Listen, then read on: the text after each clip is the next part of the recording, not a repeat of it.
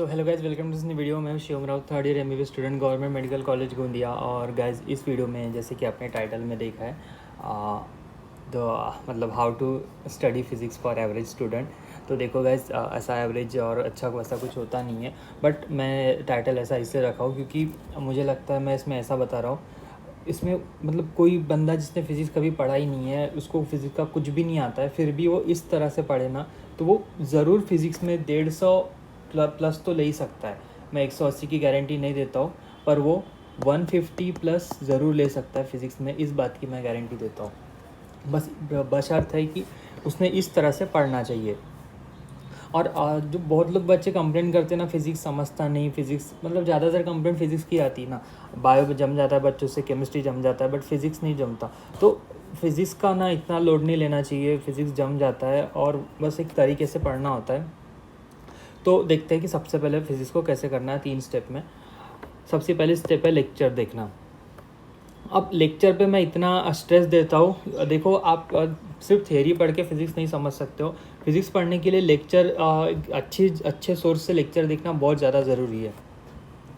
Lecture हो गया, तो लेक्चर देखते समय ना अपने को एक ऐसा होना चाहिए कि हम कुछ इमेजिन कर सके, है ना, साथ में विजुअलाइज कर सके कि क्या हो रहा है। ये पावर हमें धीरे धीरे बढ़ानी है। जैसे न्यूटन लॉ ऑफ मोशन पढ़ा रहा है कोई टीचर, या फिर कोई और ग्रेविटेशन पढ़ा रहा है, तो ग्रेविटेशन एक ये है, फिर ऐसा ये सन है एंड ये अर्थ है, तो ये अर्थ और सन ऐसे आसपास घूमते हुए अपने को दिखने चाहिए, वो इमेजिन करते आना चाहिए। तो वो ये वाला ऐसा कुछ क्वेश्चन होता है कि यहाँ पे स्पीड कम रहती है, फिर यहाँ से ज़्यादा रहती है स्पीड। तो ये जो है, ये चीज़ें जब एक बार विजुअलाइज हो गई, एक बार इमेजिन हो गई ना, तो फिर ज़्यादा फिज़िक्स को फिर इसमें बचा ही क्या, बस फार्मूला लगाना है। तो क्या होता है, बच्चों को फार्मूले याद रहते हैं, बट वो समझता ही नहीं कि उनको लगाना कब है, कहाँ लगाना है, कैसे लगाना है। वो कब आएगा, जब आप इस प्रकार इमेजिन करके पढ़ोगे, तब जाके वो आएगा। तो जैसे कोई बंदर है, वो रस्सी खींच के ऊपर जाने वाला प्रॉब्लम होता है, या फिर या जितने भी प्रॉब्लम है, जैसे फॉर एग्ज़ाम्पल कोई एटम है। अब ये वाला एग्ज़ाम्पल देख लो, ठीक है, एटम है। तो एटम जब वो रेज वगैरह इमिट कर रहा है, फिर इमिट करने के बाद में उसका समझो वो क्वेश्चन होता है कि उसमें इसका मास कम होता है, वो हाफ लाइफ वाला, एंड इसमें वेव्स निकलती है, ऐसा कुछ। तो भी तो वेव्स कब निकलती है, हाँ, तो जब वो इलेक्ट्रॉन है, इलेक्ट्रॉन मतलब एक लेवल से दूसरे लेवल तक जाता है, तो उसमें वेव्स निकलती है। ये एक लेवल है, दूसरे यहाँ से यहाँ पे गया या यहाँ से यहाँ पे आया, उसमें वो वेव्स निकलेगी। और उसका एक कोई भी क्वेश्चन रहता है, अभी मेरा टच छूट गया, बट मुझे इतना याद है कि ऐसा कुछ क्वेश्चन है। तो एक बार तुम अपने दिमाग के सामने ये इलेक्ट्रॉन वगैरह ला के देख लिए ना, तो लास्ट तक नहीं भूलोगे तुम कि वो क्या चीज़ है और उसको किस तरह से अप्लाई करना है। बस इतनी सी चीज़ होती है इसमें फिज़िक्स में। तो ये लेक्चर देखना सबसे ज़्यादा इम्पोर्टेंट है, ठीक है। अब लेक्चर देखने के बाद दूसरी, हाँ, तो बहुत लोग क्या करते हैं कि लेक्चर देखते समय उनकी नोट्स बनाना चालू रहता है। ये मैं सिर्फ फिज़िक्स के लिए नहीं बता रहा हूँ, तो केमिस्ट्री के लिए, बायोलॉजी के लिए भी होता है। बहुत लोग लेक्चर देखते समय नोट्स बनाते होते हैं। गाइज, किसी किसी का जम जाता है, वो कोई लोग मैनेज कर लेते हैं मल्टीटास्किंग करना, मैं इससे मल्टीटास्किंग ही बोलूँगा। बट कोशिश करो कि लेक्चर देखते समय तुम सिर्फ लेक्चर पे ध्यान दो, ना कि नोट्स बना। जितना इंपॉर्टेंट है, अगर सर कुछ सच में इंपॉर्टेंट जैसे फिज़िक्स का है, तो फिज़िक्स में कोई एक मतलब ना अच्छा वाला एग्जांपल बता रहे, तो वो तुम लिख सकते हो, वहाँ पे लिखना चाहिए। बट फालतू का मतलब देखो, तुमको सारा हर चीज़ तो बुक में मिल जाएगा, तो वो उसमें अभी जितना टीचर से ग्रास्प कर सकते हो उतना अगर तुम ग्रास्प कर रहे हो ना, तो बहुत अच्छा रहेगा। ये मेरा पर्सनल व्यू है, एंड मुझे लगता है इसको फॉलो करना ही चाहिए, क्योंकि ऐसा ही होता है। नहीं देखना चाहिए, जितना ध्यान तुम एक बार नोट्स में मतलब लेक्चर में दे सकते हो, देना चाहिए। नाउ फिज़िक्स के लिए सबसे इम्पोर्टेंट है, तुमको एक फार्मूला बुक बनानी है। अब ये फार्मूला बुक कैसे बनाई जाए, तो इसका भी एक तरीका होता है। ऐसा नहीं कि तुम्हें सारे फार्मूले एक साथ लिख ही दो उसमें, ऐसा नहीं। फार्मूला बुक कैसे बनाना है, तो मैं अपना पर्सनल बताता हूँ। तो मेरे पास बुक थी एररलेस, आप सबने नाम सुना ही होगा इसका, सबको पता है, एररलेस बुक बहुत फेमस है। तो मैं एररलेस से ही पढ़ा। तो मैं जब रिपीट में था, तो मैंने क्या किया था, जैसे एक बार लेक्चर देख के हो गए, उसके बाद हम फार्मूला बुक बनाने आ रहे। तो फार्मूला बुक में मैं आता था घर पे, और वो जो एररलेस के पर चैप्टर के सामने में एक थ्योरी दी होती है, देखो फिज़िक्स के लिए एनसीईआरटी पढ़ना उतना ज़रूरी नहीं है, बस हाँ एनसीईआरटी के जो चैप्टर है उसके पीछे जो क्वेश्चन दिए हुए वो तुम लगा सकते हो, वो तुमने लगाना ही चाहिए। बट ऐसा एनसीईआरटी की थ्योरी पढ़ते जाओ उसमें कोई उतना मतलब नहीं आता। जो इम्पोर्टेंट थ्योरी है वो एक अच्छे डिसेंट कोचिंग डिसेंट टीचर से तुम पढ़ रहे हो तो वो अच्छे से तुमको समझाई देगा ना। बात आती है कि फॉर्मूला बुक कैसे बनाए। तो जैसे तुमने कोई चैप्टर शुरू किया एररलेस में पढ़ना, तो उसके सामने उसकी थ्योरी दी रहती है, वो थ्योरी तुम वही से थ्योरी पढ़ना। तो मैं वही से थ्योरी पढ़ता था, मुझे कहीं और जाने की ज़रूरत नहीं। तो एक बार थोड़ा बहुत थ्योरी पढ़ ही लेनी चाहिए, बट एनसीईआरटी में बहुत ज़्यादा थ्योरी है, उतना लंबा टाइम नहीं दे सकते हम। तो वहाँ से मैंने थ्योरी पढ़ा, जैसे जैसे थ्योरी पढ़ते गया तो थ्योरी में हर एक थ्योरी के जैसे जैसे हम आगे बढ़े वहाँ पे एक एक वो आया, एक फार्मूला आया। यहाँ पे कोई फार्मूला आया, इसको मैंने बुक में लिख लिया। फिर थोड़ी सी थ्योरी आई, फिर एक फार्मूला आया, इसको मैंने बुक में लिख लिया।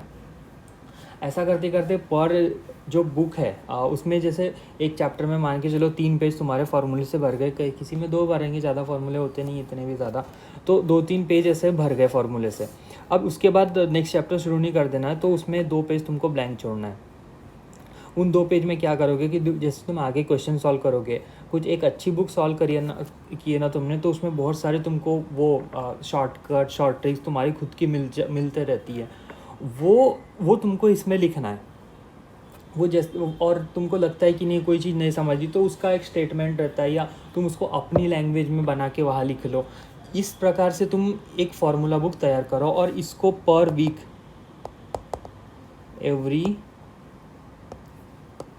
इसको हर वीक तुमको रिवाइज करना ही है।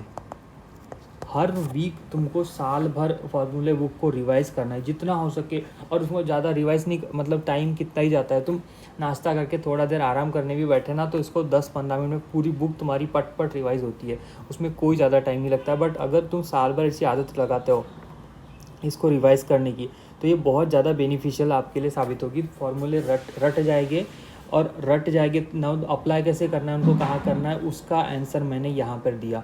तुम इसको इमेजिन और विजुअलाइज करते हुए जब पढ़ रहे हो तो तुमको सब समझ जाएगा कि वो फार्मूले लगाने कैसे, कहाँ लगाने हैं। ये हो गई फार्मूला बुक की बात। नाउ सबसे इम्पॉर्टेंट चीज़ जो मैं बताना चाहता हूँ वो ये है कि क्वेश्चन प्रैक्टिस कैसे करें। अब इसको बहुत ध्यान से सुनना, ये बहुत ज़्यादा IMP है, क्योंकि इसके बिना फिज़िक्स की कोई पढ़ाई हो ही नहीं सकती। स्टार नहीं बन रहा है इसके बिना फिज़िक्स की पढ़ाई हो ही नहीं सकती। तो क्वेश्चन प्रैक्टिस किस प्रकार की जाए, सबसे पहले एक चीज़ ध्यान रखो कि तुमको DPP रोज़ सॉल्व करनी है। आजकल देखो हमारे समय में तो वैसा नहीं होता था हमारी कोचिंग में, बट जो अभी की जो मैक्सिमम कोचिंग है उसमें डेली प्रैक्टिस पेपर करके मिलते हैं, उसमें थोड़े बहुत क्वेश्चन तो होते ही है, 20-30 से 50 जो भी है।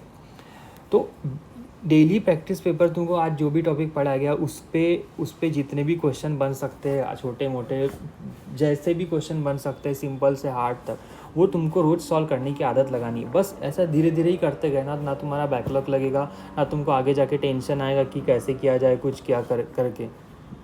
तो ये DPP सॉल्व करने की आदत होना। अब DPP में कितने क्वेश्चन सॉल्व करें, तो मैं बोल रहा हूँ कि 50 क्वेश्चन तो तुमको पर डे सॉल्व करने ही है। 50 फिजिक्स के, 50 केमिस्ट्री के और 50 बायो के, इतने भी सॉल्व किए ना तुम्हारा आराम से तुम्हारा फ्यूचर बहुत ब्राइट होगा। नाउ ये DPP की बात हो गई। अब MCQ बुक तुम कोई भी एक अच्छी स्टैंडर्ड बुक ले सकते हो। मैं एररलेस यूज़ करता था, फिर DC पांडे भी ली थी मैंने, अरिहंत वगैरह की, तो ये 2 बुक मेरे पास थी। नाउ अब मैं सबसे इम्पोर्टेंट जो बताने जा रहा हूँ वो ध्यान से सुनो। तो लोगों को फिज़िक्स नहीं जमता है, मतलब उनको समझता नहीं है। दूसरी बात उनको मतलब क्वेश्चन सॉल्व करने नहीं बन रहा है। तो क्वेश्चन सॉल्व क्यों नहीं बनता, क्योंकि वो डायरेक्ट हार्ड क्वेश्चन पे कूद जाते हैं या कोई अच्छे लेवल का क्वेश्चन सॉल्व करने की कोशिश करते हैं, तो अब जाके उनसे क्वेश्चन नहीं बनता है। ना क्वेश्चन बनाने का सबसे आसान तरीका अब मैं बताता हूँ। ये स्क्रीन पे देख रहे हो, उसको ध्यान से देखो। ये जो पहला दिख रहा है V=S/T, मतलब velocity is displacement upon time, ये एक सबसे बेसिक फार्मूला है अपने फिजिक्स का, ठीक है। नाउ ये जो दूसरा फार्मूला देख रहे हो S= मतलब displacement equals to UT plus half AT², ये एक दूसरा फार्मूला है। फिर V² = U² plus twice AS, and ये तो हाँ, तो ये लॉज ऑफ मोशन के फार्मूले हैं। अब इसमें क्या है, जैसे ये एक पहला फार्मूला है, इसके बाद एक दूसरा फार्मूला है, उसके बाद तो ये जो फार्मूले का जो लेवल है, ये दूसरा नंबर का जो फार्मूला है, पहले वाले से दूसरा आया, दूसरे वाले से धीरे धीरे करके वो थोड़ा लॉजिक मतलब एडवांस करते करते से तीसरा फार्मूला है। तो सबसे पहले क्या करो, तुम इस फार्मूले को इस फार्मूले के क्वेश्चन बनाना शुरू करो। जैसे ये acceleration equals to velocity upon time है, तो तुम इसके फॉर्मूले बनाओ ना, इसके क्वेश्चन बनाओ ना। सबसे पहले तुम एकदम हाई लेवल पे एकदम ही इस पे कूदोगे तो ये नहीं बनने वाला है, ठीक है। तुम सबसे पहले इसको बनाओ, ये बनेगा, उसके बाद इसको बनाओ, फिर इसको बनाओ, फिर इसको बनाओ। समझ रहे हो ना बात को, कि तुमको धीरे धीरे करके अपना लेवल बढ़ाना है, ना कि एकदम ज़्यादा। अब हाँ, तो इसके बाद तुम थर्ड नंबर का फॉर्मूला बनाओगे, तब जाके ये बनेगा। अब ये तो जस्ट एक बेसिक आइडिया, जस्ट एक एग्जांपल दे रहा हूँ मैं। ऐसे पूरा फिज़िक्स इसी तरह से करना है, ऐसा तुम समझ लो। ग्रेविटेशन है उसमें उसी प्रकार। तो हाँ, मैंने क्या स्टार्टिंग में क्या बताया था, वो जो एटम होता है उसके आसपास ये उसकी लेवल्स है, इसमें एक इलेक्ट्रॉन है, ठीक है। तो इलेक्ट्रॉन यहाँ से आया, इसने वेव इमिट की, ये मैं मॉडर्न फिजिक्स बता रहा हूँ। ये इलेक्ट्रॉन यहाँ से यहाँ जंप किया, इसने वो एनर्जी इमिट की उसके वेव के फॉर्म में, ऐसा कुछ तो भी ऐसे फॉर्मूले बनते, ऐसे क्वेश्चन बनते हैं। नाउ अगर तुमको ये मॉडल अच्छे से समझ में आ गया, तभी जाके तुम मॉडर्न फिजिक्स सॉल्व करोगे ना। तो मॉडर्न फिजिक्स बनाने के लिए तुम पहले इसको पढ़ो। देखो, ये मैं जस्ट एक एग्जांपल दे रहा हूँ। तो ऐसे जितना भी हो गया, इलेक्ट्रोस्टैटिक्स हो गया, मैग्नेटिज्म हो गया, उसका बेस कहाँ पर है, वो बेस तुम जाके ढूंढो जाके। टीचर से पूछो, सर इसका बेसिक क्या है, पहले मुझे वो समझाओ, सर ये आया कहाँ से।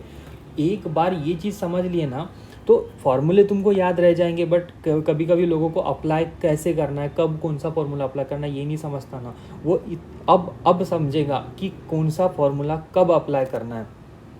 अब जैसे ये है, मतलब वी मतलब वो स्पीड ऑफ लाइट वाला वी, तो v equals to frequency into wavelength. अब ये एक फार्मूला हो गया। अब इस फार्मूले को तुम यहाँ जाके अप्लाई कर सकते हो, और उसका अलग फार्मूले होते हैं और मॉडर्न फिजिक्स की मुझे याद नहीं है, बट समझ लो कि मैं क्या बताना चाहता हूँ। अब दूसरी बात, सबसे इम्पोर्टेंट बात ये है कि तुमने इसको पढ़ा, अब इनको मर्ज करते आना चाहिए।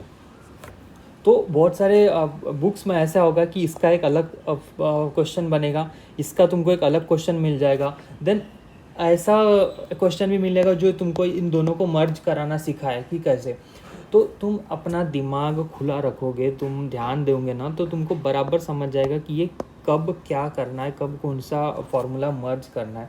और इतना करने के बावजूद भी अगर किसी से नहीं बन रहा है ना, तो मैं एक ही चीज़ बोल रहा हूँ कि तुम्हारा ध्यान नहीं है पढ़ाई में, तुम्हारा कंसंट्रेशन नहीं है। इसका एक ही उसका लॉजिक निष्कर्ष निकल सकता है कि तुम्हारा ध्यान नहीं है पढ़ाई में। अगर इस वे से जाओ और तुमको फिज़िक्स ना समझे, सबसे पहले तुम लेक्चर देखो, उसको अच्छे से विजुअलाइज करो, इमेजिन करके अपने आँखों के दिमाग के सामने रखो, फिर एक अच्छी सी फार्मूला बुक बनाओ। तुमको हमेशा तुम्हारे फार्मूले कोई भी पूछे तो पता होना चाहिए, या एटलीस्ट याद तो रहना चाहिए। देन वो फार्मूले को तुम रेगुलरली रिवाइज करो, उसके बाद क्वेश्चन प्रैक्टिस करो, डेली के 50 क्वेश्चन लगाओ, एक अच्छी सी MCQ बुक लो, उसमें से प्रैक्टिस करनी चाहिए तुमने।